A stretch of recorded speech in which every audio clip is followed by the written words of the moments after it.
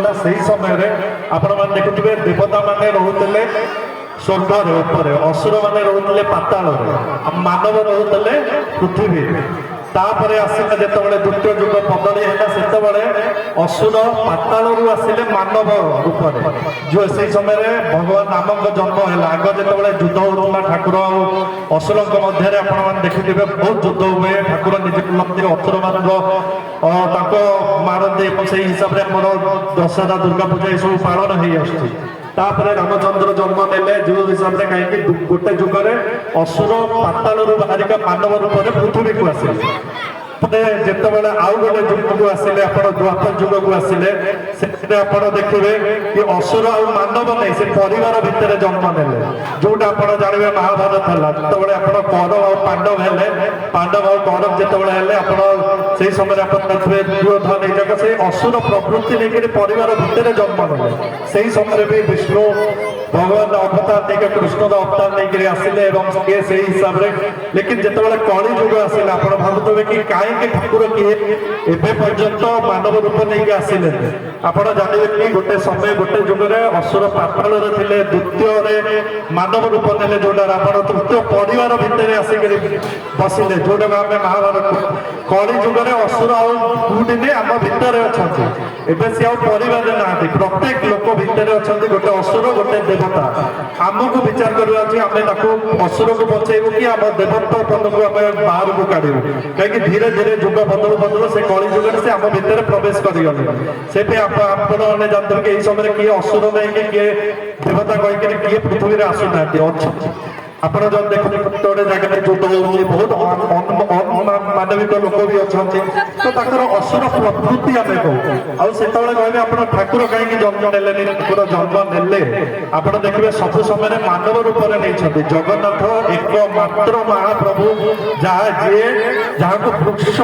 गछ काठर बना जाए कारण कि जीवन मानव थाए कीट पतंग थाए पशु थाए एवं वृक्ष थाए गछर भी गोटे प्राण थाए तो से हिसाब से जिते कली जुग आसिले विष्णु भगवान जी आम जगन्नाथ आम महाप्रभु कहूँ सी से आप सब मंदिर जी आप देखिए अष्ट धातु थे पत्थर थे कि आपने देखिए कौ ना कौ रूप थे लेकिन जगन्नाथ कहीं काठर अच्छा कहीं काठ गोटे एमती जिनस गछ जोटार जीवन थाए आप जीवन में ही जीवन पकई पारे से हिसाब से सीए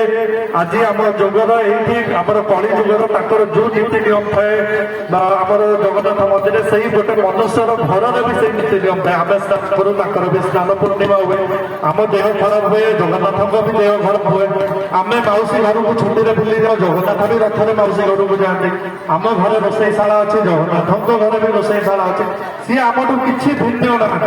सबू जुगर जमी सत्य द्वापर त्रेत कली जुग से हिसाब से भी जगन्नाथ आम मध्य अच्छा एवं भी कली जुगे अच्छा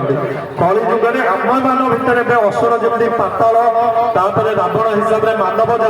वंशर ने ज्योति जन्म ने असुर मानव जमी परिवार भितर जन्म ने मानव पर फेरे परिवार छाड़ी मनुष्य सब समस्त देह भितर प्रवेश कले जो जिन आम ये जिन बुझीजु जाणीजु आम सब जिनस आम मुक्ति पाइपर आप जदि ये सब जिनस को छाड़देवे दुर्स्वभाव कपट ये सब छाड़देवे आप खाली ये भाविक रखु कि किसी लोक अच्छा प्राय मोर इंटराक्शन हुए बहुत लोक सागर से कहते आगे आपर कौन आम जब मनुष्य आम मरीगले कौन जन कि आम स्वर्ग जीव नर्ग थुब नथुब लेकिन जदि आम भल कम करूँ आम भल